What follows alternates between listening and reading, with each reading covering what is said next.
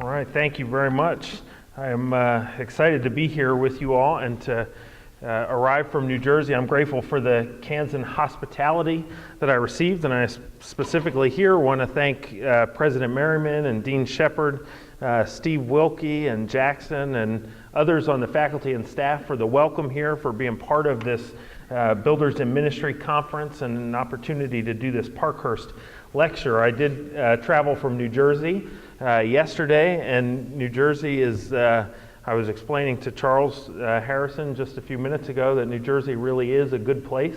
It's known as the Garden State. Most people think of it as Newark or the surrounding city areas, but I come from the garden part of the Garden State. And just for the record, the entire cast of Jersey Shore is from New York. So they really are not New Jerseyites. So you can't assume New Jersey is anything like that. Well, I'm glad to have the opportunity to be here tonight to talk about Wesleyan missional theology and emerging adults, to continue a little bit from what I was discussing with some people this afternoon at our workshop, but specifically tonight to look at some of the ideas behind missional theology from a Wesleyan perspective, and to look at some sociological aspect of emerging adults and emerging adulthood.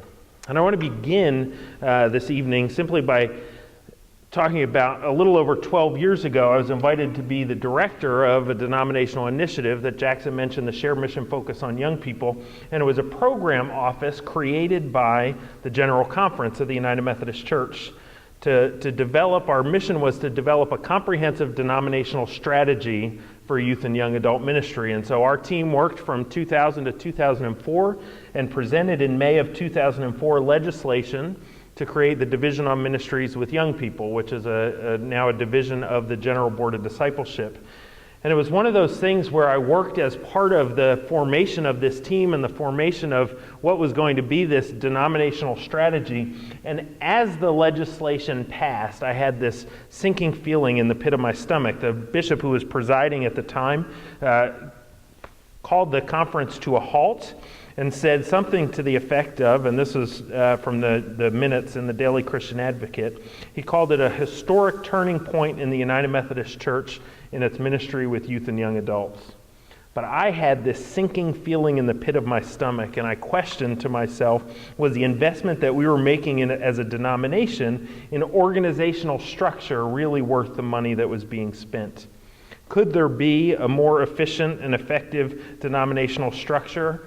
Absolutely. Would it enable any real change in ministry with youth and young adults on the ground? I wasn't so sure.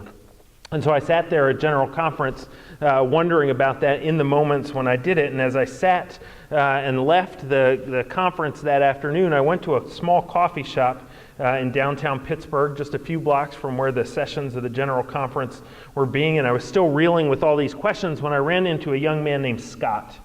Scott was 22 years old, and he was a delegate to the General Conference from the Northeast, one of the annual conferences in the Northeast jurisdiction. And he came in to join me, and I remember him asking me if I was excited about the legislation passing. And I remember my response was something a little more lukewarm, but we had a good conversation that afternoon about his role in the life of the church.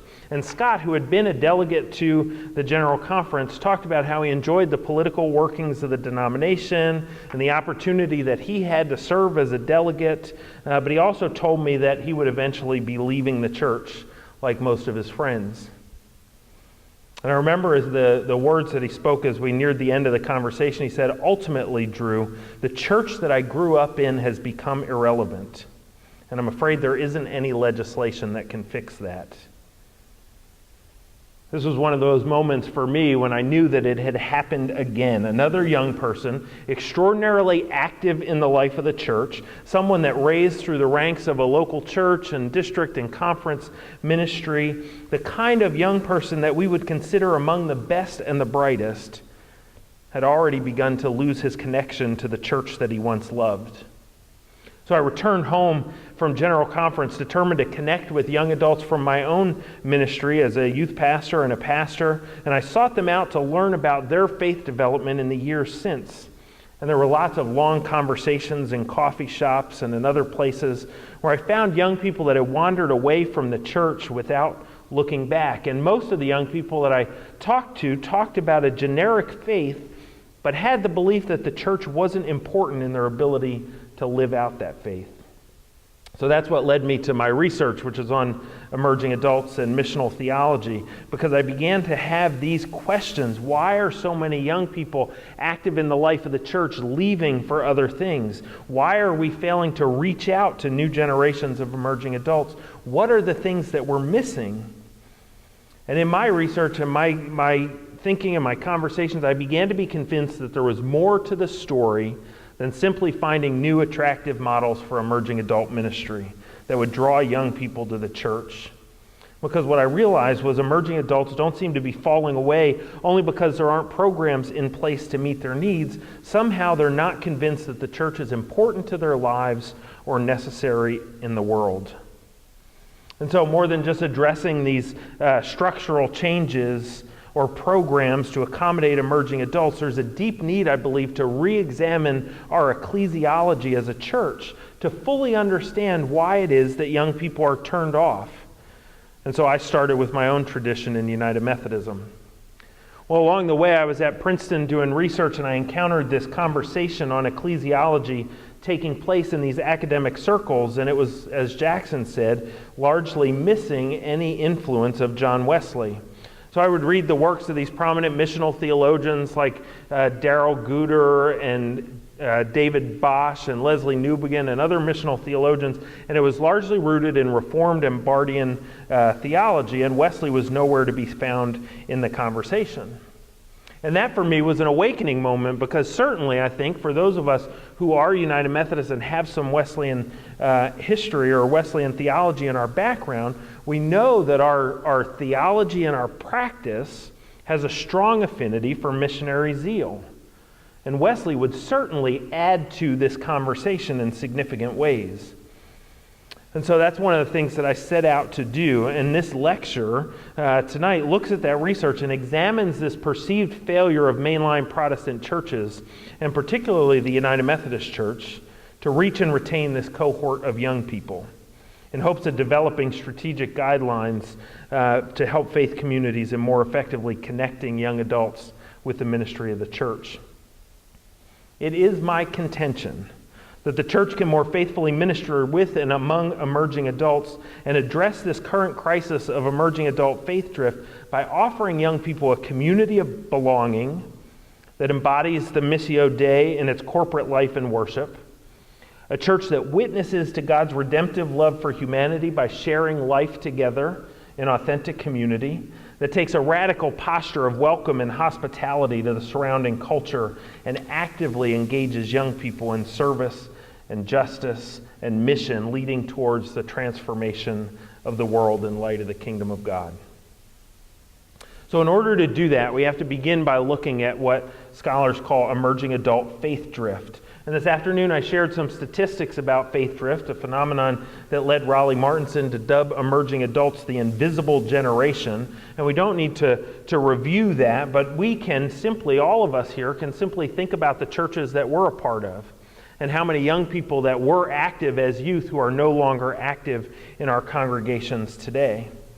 And all these statistics and the anecdotal realities that people look at have led leaders of the Methodist Church to declare a state of emergency on behalf of the church and issue this challenge to lower our average age or to get younger. And so these attentions, while laudable, simply sound the alarm on this trend without doing anything to help focus the denomination on what the true call of the church is.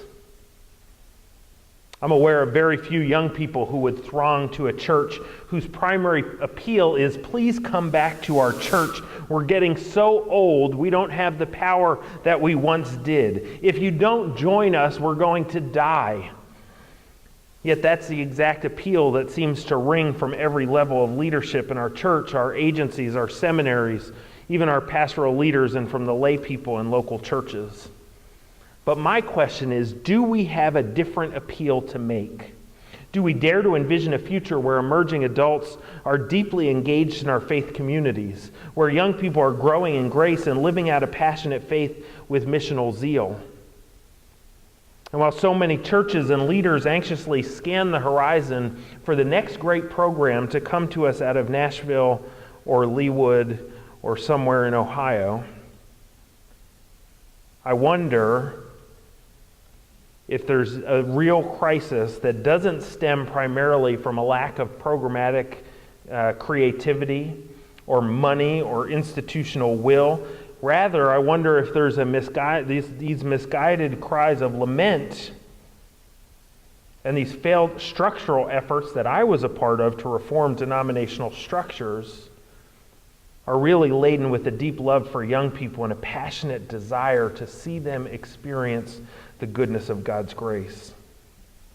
And it's my contention throughout this project that more critical than programmatic development and financial commitment is the recovery of a revitalized and robust missional ecclesiology that offers a compelling vision for the church and helps young people see the church as a vital and vibrant voice in the world, helps young people experience their faith as something that makes a difference in who they are, something that calls them to participate in something bigger than they are, and engages them in this in the world. So my research started out by looking at communities where churches are getting it, where young people are engaged. And I've completed these qualitative case studies, and I'm going to share with you tonight 3 congregations that have been recognized by different leaders as having effective ministry with emerging adults. And I examined not only these, I want to share with you not only a brief story of these congregations, but also to share with you the core theological commitments that they make. I'll share these distinct stories of congregations that have discerned creative ways to live out their call to minister to emerging adults and to engage them in meaningful ways within the community of faith. In the first story, you'll encounter young people with passion who responded together to the Spirit's nudging to minister to the unchurched and dechurched teenagers on the Jersey Shore. In the second, you'll hear the story of an aging rural church willing to lay down its own life to create a space for emerging adults to encounter the gospel of Jesus Christ. And finally, you'll encounter a bishop and a pastor in an Anglican church in the UK with a vision to develop a church whose missional priority is designing and developing new forms of church with young people in the community. Now, anytime you offer up best practices, it becomes a danger because some people hold them out as models, and we see this in our denomination where there's best practices that take place, and all of a sudden what happens is those best practices become models for everyone to follow. What I'll say is most important about ministry with emerging adults is getting to know your own context and the emerging adults in your region, and not look to implant something from somewhere else. Certainly to look for best practices as guides and possibilities to spur your thinking. But the most important thing that you can do in ministry with emerging adults is begin by having conversations with the emerging adults in your community. And so I don't want these 3 case studies to be things that we look to for programmatic examples of what to do, but rather guides for how people did contextual ministry. The first church is a place called Outreach Red Bank. It's a community church on the shore of New Jersey. Heavily affected. Actually, Red Bank was heavily affected by Hurricane Sandy, Superstorm Sandy, that went through New Jersey, and Red Bank was one of the areas that was significantly hit, and Outreach Red Bank has been involved in that. Outreach Red Bank started because there was a large Presbyterian church in the town of Red Bank, and there was a group of youth leaders within that Presbyterian church who felt that God was calling them to reach out to young people in the community outside of the church, specifically with kids who were skaters and kids who were playing basketball and hanging out in the community. Well, the leaders of the church got together and told these youth leaders, no, you have to take care of our kids. You're here to take care of our kids, not to do this ministry. So this group of youth leaders decided, they got together, they prayed about that, they decided that God was leading them to do this ministry, and so they set out to form this new ministry. They invited someone who was a student at the time, a doctoral student at the time, to come and be their pastor, and he left the doctoral program that he was part of to join this ministry and create an outreach ministry to young adult or to youth at the time in this shore community. And it started simply by talking to kids in the skate park. And they would talk to kids in the skate park, and then they began to do a Bible study in the park around, and kids from the surrounding areas. Pretty soon, they had about 40 youth who were meeting in the basement of someone's house. Someone just volunteered up their basement. They were meeting there in the basement of the house. And it was a youth program like many typical Young Life programs. But as they did this youth ministry and they were sharing the gospel, and young people were opening their lives to the possibility of what God was doing in and through them, they decided they wanted to start to worship together. And so they had to find space to do that. So they rented out space in an old Episcopal church that's in downtown Red Bank, and they worshiped in that old Episcopal church where they continued to, and that became the home of Outreach Red Bank. And the significant thing about Outreach Red Bank is the kids that come there do not look like any typical church program around, but rather look like the high school, reflective of the high school. There are kids from all different walks of life, kids of different races, kids from different groups, from socioeconomic groups, from goths and skaters and punks, and all of these kids that come together. But then what started happening is this. They started having such an incredible experience at the church that they wanted their parents to come too. So Outreach Red Bank became this multi-generational church. So within the span of 5 years, it went from a Bible study in a skate park to 200 people in worship that was multi-generational, who still understands their primary participation in God's mission in the world, reaching out to young people in the community. So you have a multi-generational church with people from all ages still focusing on young people in the community. And the primary leaders are young adults. Young adults, emerging adults, are the ones who are leading all the different ministries. They're the ones that are preaching. It wouldn't be abnormal in this church community to come in to worship on a Sunday night and to experience young people who do it involved in all aspects of the worship. Much like I've heard happens here in worship here, where young adults are and students are the ones in leading in worship. So this is Outreach Red Bank. The second church I want to highlight for you is in a small town in New Jersey called Asbury, New Jersey. It's named Asbury because Bishop Francis Asbury, when he was in New Jersey, it was the first place in New Jersey where he preached. The church has a cornerstone that's for the turn of the 18th century into the 19th century. And so you have or from the 17th century into the 18th century, you have a 1786 cornerstone at Asbury United Methodist Church. It once reached its pinnacle in the 1960s, as many of our churches probably had, and then began to decline to the point where the aging group of the congregation ended up with about 9 members left. And the local pastor, her name is Gina Yeske, was sent to this church predominantly with the understanding that she was going to close the church. And so she went in and met with the administrative council group, and there was no, they had already done the discipline requirements for closure, and it was moving in that direction.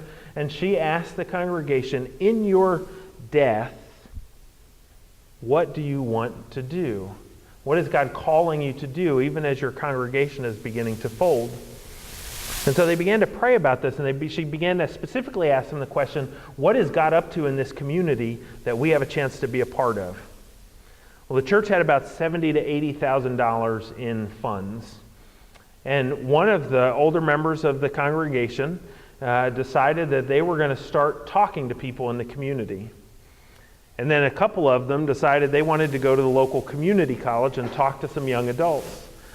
One of the things that they had in common was most of their grandchildren and great-grandchildren were disconnected from the church.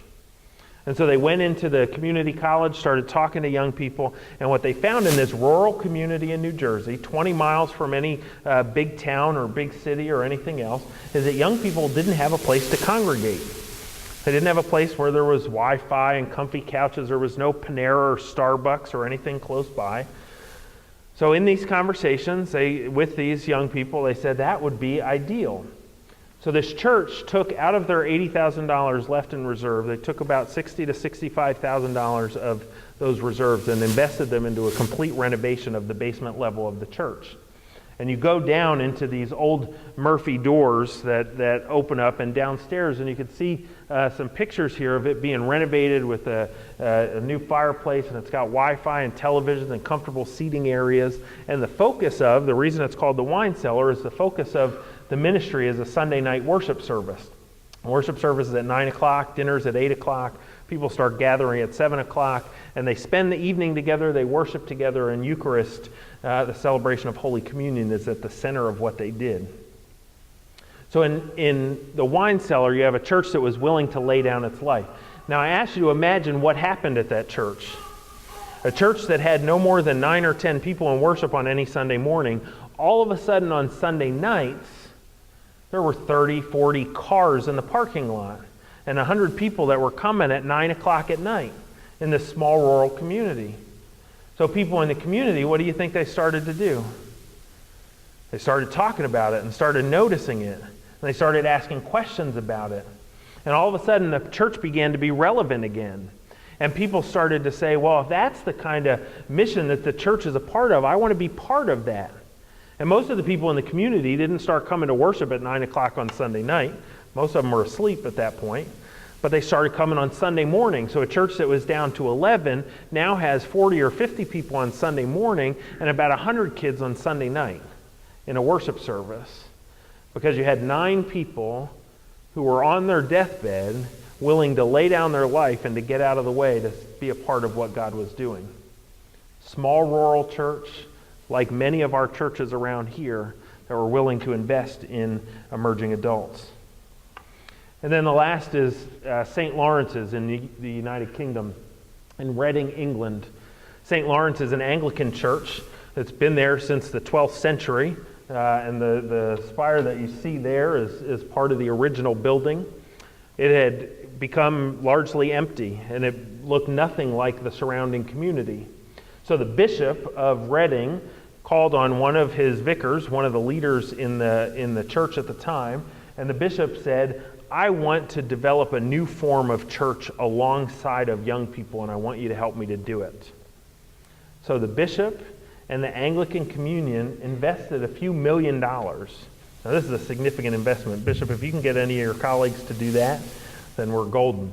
But they invested a few $1 million in converting this 12th century building into one of the most phenomenal churches I've ever walked in, because they kept much of the historic appeal to the building with every bit high-tech, high-energy, complete modern feel to it as you walk in, and developed a ministry with the young people in the community of Reading, and has grown phenomenally because they decided this was their mission, to see non-church young people come to faith and to create new forms of church with them. And that with them is very intentional, because it's not to create new forms of faith or new forms of church for them. Right? And so often we get captured in what we're going to do for young people. But the church that's built up around this because there was a bishop with vision and a denomination willing to invest significantly in that vision and a complete transformation that happened. So I tell these stories, and as I begin to share these stories with people around, you can imagine that these stories of effectively reaching emerging adults for many people in communities fall like buckets of rain on parched, dry land that offer hope to struggling churches. And so church leaders set out in desperation to discover these new programs or models to revitalize ministry with emerging adults in their own context. And that's how we have books published and models created and leaders spotlighted in this attempt to reverse the downward trajectory. Chris Russell is the vicar of St. Lawrence's, sees this all the time. He said this to me. He said, it's really weird, Drew. For the longest time, we didn't have anyone interested in what was going on here. Now people show up from all over the world to try and see what magic runs through our water. Is that what's sad is that they're intensely craving a quick fix. And what they discover is that there's no magic, just a lot of prayer and a lot of commitment to discover how we can build church alongside of and not for young people. So for church leaders looking for models to replicate, these congregations aren't the place to look. But for practical theologians who are willing to look at their own community to say, what is God calling us to do, calling us to sacrifice, calling us to give to make a difference in the lives of young people, this is exactly where we need to turn. So in these conversations, what happened was three significant theological commitments emerged that crossed all three of these congregations. First of all three faith communities were clearly marked by a radical commitment to genuine openness and divine hospitality. The members of these communities understood that the deep welcome that they received was not only something to experience from themselves, but something that God was calling them to extend to others, and something that distinguished their faith community from others that many of them had experienced directly. So this genuine hospitality was significant for them, and this openness to people in their communities. Second, in each of these congregations, the young people understood that having experienced this deep welcome and this deep hospitality, it quickly moved from belonging or to being welcomed to belonging. And so young people in these congregations found genuine communities of acceptance, genuine communities of belonging, and faith communities and their leaders worked diligently to create a communal identity that young people would be drawn to. And finally, in all these congregations, young people were called, equipped, and challenged to engage in purposeful work and service to the world. So vocation was a significant thing to all three of these churches as well. So you have the idea of radical openness and hospitality. You have the idea of identity and belonging in community. And you have the idea of vocation. Now, when you look at that in sociological perspective, and what we know about the sociological needs of emerging adults, there's three specific sociological questions that young adults are asking, or that young adults want to ask of communities that they are being a part of, they're investigating being a part of. The first question is, do I belong here? Do I belong here? Rachel remembers walking through the doors of the old Episcopal Church in Red Bank, wondering whether or not she would fit in. She wore black lipstick over her pierced lips and carried an attitude that even she described as proving my worthlessness. She walked in and quickly found a seat closest to the door. And within 5 minutes, she said, 3 people were sitting with me, asking me all sorts of questions about normal life. They were interested, and they were real, and they weren't even leaders of the group. They were just other kids, and I knew from that moment that I belonged here. So this question of do I belong here is significant for emerging adults. And we know from Christian Smith's research with emerging adults that being located in social groups that themselves have formed and sustained meaningful collective identities, that one can come to know who he or she is and what one should do with their life. This need for human and belonging has a long history. We can trace it back. We can look at Abraham Maslow's theory on the hierarchy of human needs. And even though several theorists have sort of done away with Maslow's hierarchy, the existence of an ontological human drive for belonging remains a commonly accepted sociological fact. So in all 3 of these churches, young people found a place where authentic belonging was real for them. The second question for them is, does this belonging matter? If I belong to a community, does it matter? Does it matter in my life, and does it matter beyond my life? And the young people in these congregations discovered that while belonging matters, being a member of these communities also created a strong sense of purpose and meaning. In each of these congregations, young people were engaged in missional living in the world, whether it was the students at Outreach Red Bank who developed a program that they called Forbes, which was a fundraising program to raise funds to combat poverty in the Red Bank area. And Red Bank is actually an upper middle class area, but the young people themselves became very aware of what we call hidden poverty, and the poverty that you don't see in the big homes that you pass. And so they engaged in this work that they called Forbes, that was outreach to combat poverty in the area, or the young people in Asbury, New Jersey, creating an agricultural garden and then working towards legislation that changed the state of New Jersey's policy for providing fruits and vegetables to senior citizens. In all sorts of different ways, young people were given meaningful activity in the life of the church. Viktor Frankl, in his work, Man's Search for Meaning, wrote this. He said, "It didn't really matter what we expected from life, but rather what life expected from us. We needed to stop asking about the meaning of life and instead think of ourselves as those who are being questioned by life daily and hourly. And our answer must consist not in talk and meditation, but in right action and right conduct. Because life ultimately means taking the responsibility to find the right answer to its problems and to fulfill the tasks which it constantly sets forth for each one."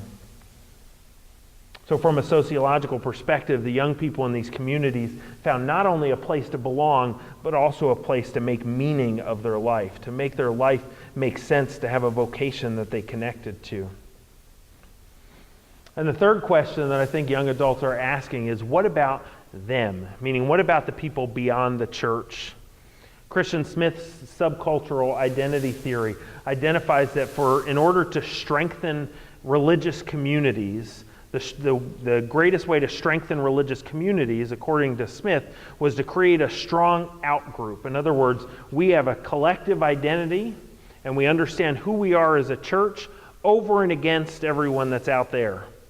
And so in order to have a strong identity as a church, it's us versus them. And Smith, in his work on American evangelicals, said that the evangelical church grew so much because it did just that. Because it was able to say, this is who we are, and that's who they are, and we're different. The problem is, with emerging adults, that falls completely flat.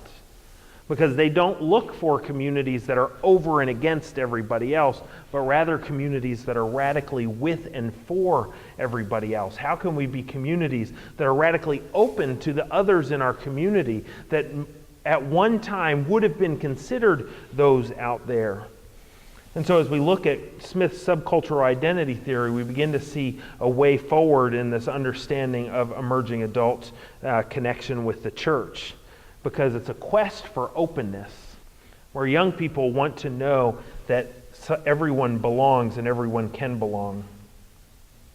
Nate was one of the young people that I met at the wine cellar, and Nate stated it powerfully when responding to a question about the uniqueness of the ministry at the wine cellar.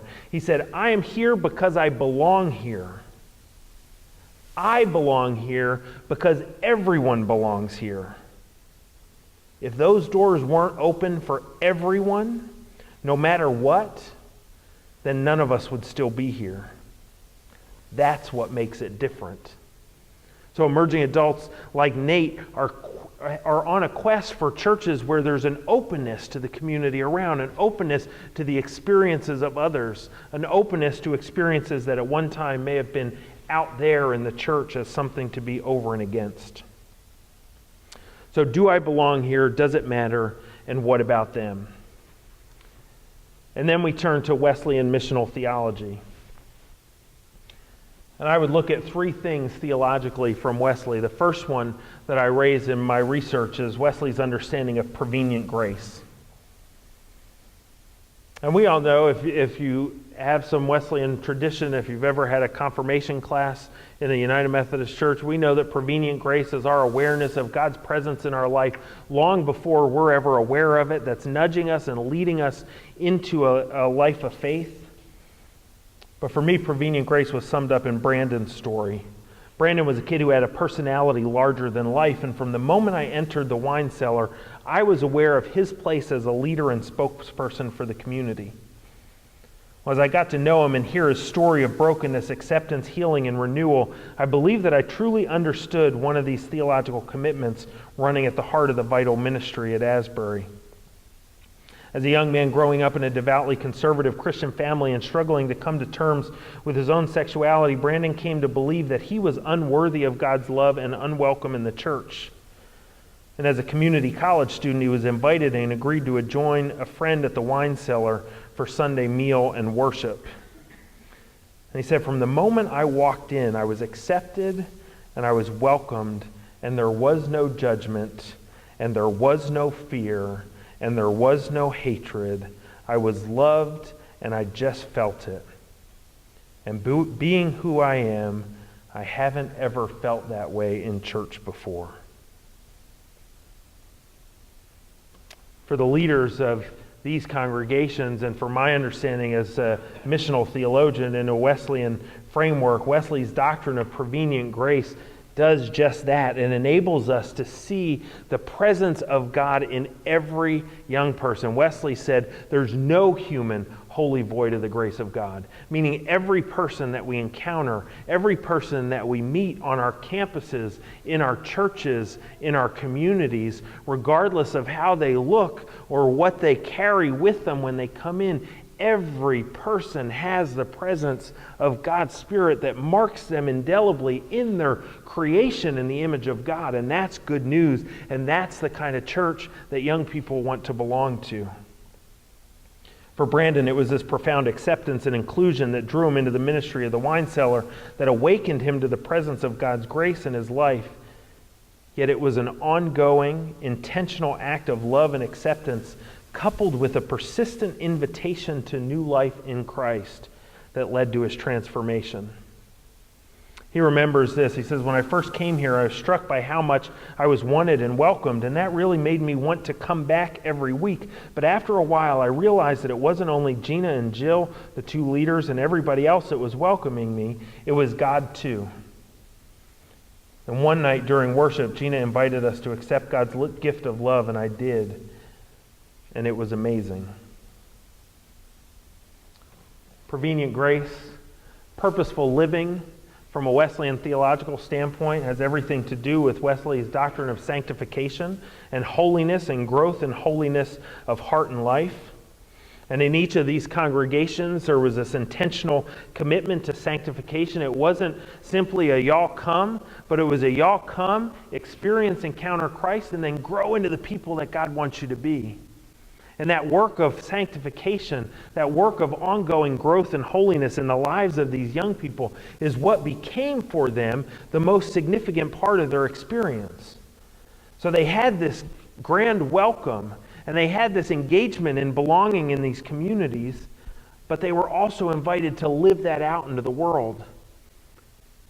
To do that in acts of holiness and mercy and justice. The conversation I had with another young person early in this research project is where the title came from. And he was talking about the church's irrelevance in young people. And he said, Drew, really, the church isn't that important in our lives anymore, because if we want to do anything spiritual, we can go to Borders or Barnes & Noble. And we can find something there that can meet our needs. And he said, if we want to change the world, it's really not the church that's looking to do that. We can simply join Bono in the One campaign. And so we have this idea, this is where the notion of Borders, Bono, and the bifurcated life comes from. Because young people today are saying, we don't need the church, because we can go to Borders here, we can go to Bono here, and life has become separated. But if you know Wesleyan theology and Wesley's theology of sanctification and holiness, you know that there's a unique place that we have as Wesleyans to meet this generation and say, no, in our churches, we combine together both a growth in holiness, a deep spiritual, experiential experience and encounter with God, and a holiness that's lived out into the world to make a difference in the world, to serve in places of injustice and poverty, and to reach into the world to be who God is calling us to be. And we're at a unique position theologically to tie those things together. And we don't have to live in this old bifurcation, this old divide between holiness on one side and sanctification or missional living on another. But rather we can be at a place where those things come together. And then lastly, from a theological perspective from Wesley, I would look not only to the theology of prevenient grace and sanctification and holiness, but also to Wesley's work as a practical theologian in the system, the web of discipleship that he created. Classes, bands, and societies, the ways that people in the Wesleyan movement were connected in small groups, were encouraged to grow in their faith, were studying the scriptures together, were holding one another accountable. That's what young people experience in these communities. It's not only just these big gatherings, but it's also people who care about them and care about their spiritual development and care about their spiritual growth and ask them questions about how is God making God's self real to them in their lives in those moments, and how are they living that out in the world. And so Wesley's practical theology, his web of discipleship, is a way for us to get at that. So Wesley's practical missional theology offers this unheard voice in the contemporary missional conversation. And so this is how the research all came together.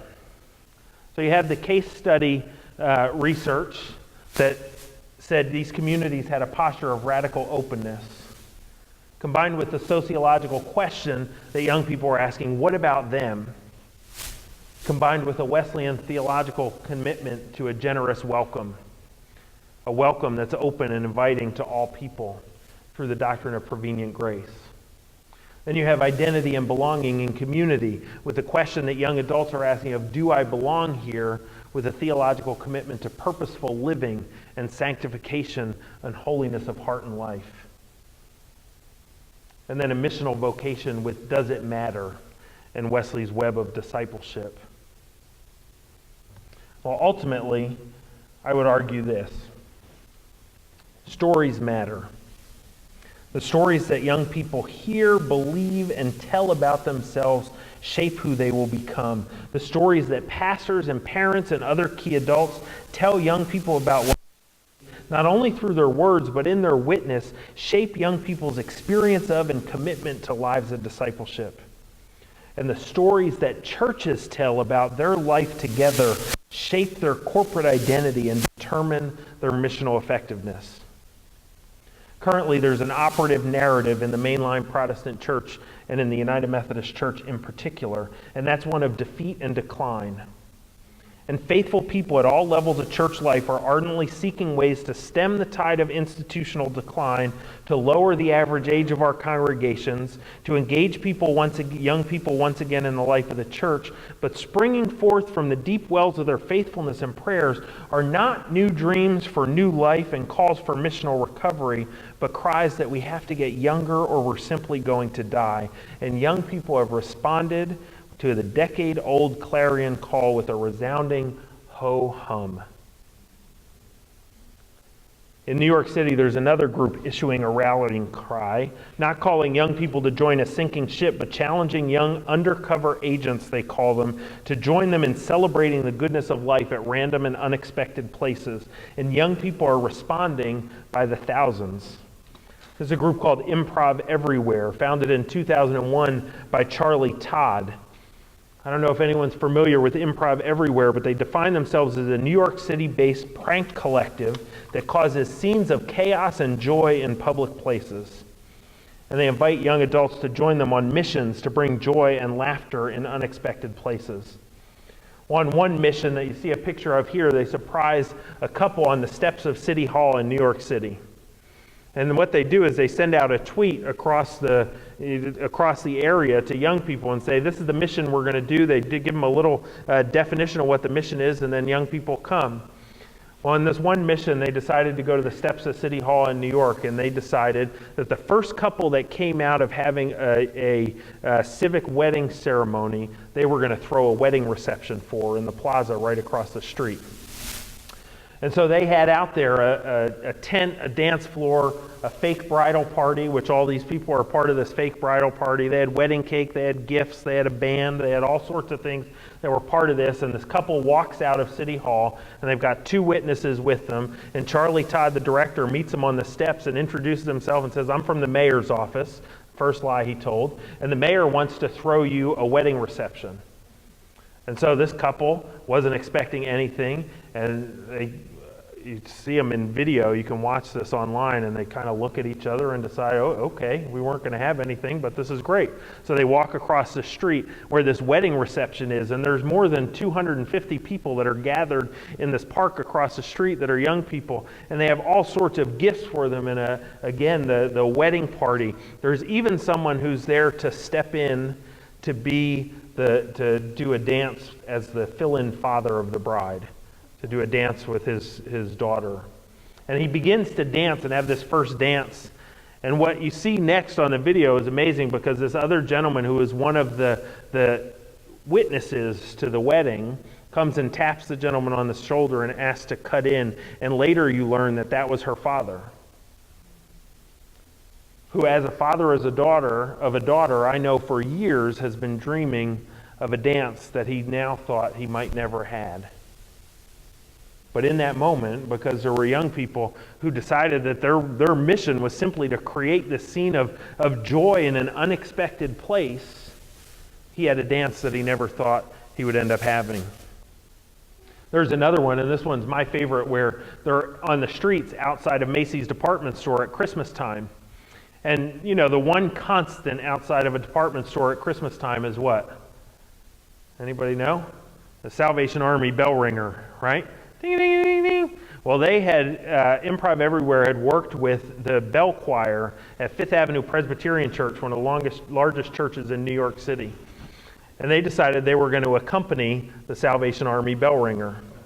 So you see him. This is, we learn later, this gentleman, Hispanic gentleman doing his job. He was there, ding, ding, ding, ding, ding, ding, ding, and all of a sudden this person comes next with the biggest octave bell, the lowest octave bell, and just starts standing there, dong, dong, ding, ding, ding, ding, ding, ding, dong. And then one by one, this bell choir comes and joins them, and within about 5 minutes, they're playing the Hallelujah chorus. And so this whole scene is transformed. And it's not just a scene that's transformed for all the shoppers and others that stop and are watching what's taking place, that have this holy moment, but all of a sudden, this guy is wrapped up in a whole new experience. He said in an interview at the end of the experience, he said, "I always knew that I was good at my job, but tonight I was really good."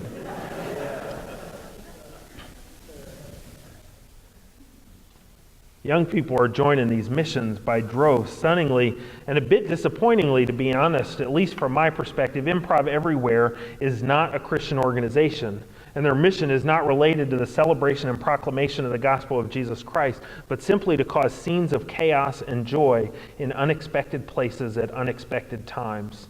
And young people are joining by the thousands. It's my belief that emerging adults are longing for a church that offers such a compelling missional witness, a church that celebrates the joy of the gospel in unexpected ways among unsuspecting people in surprising places, a church that has a compelling story to share with the world.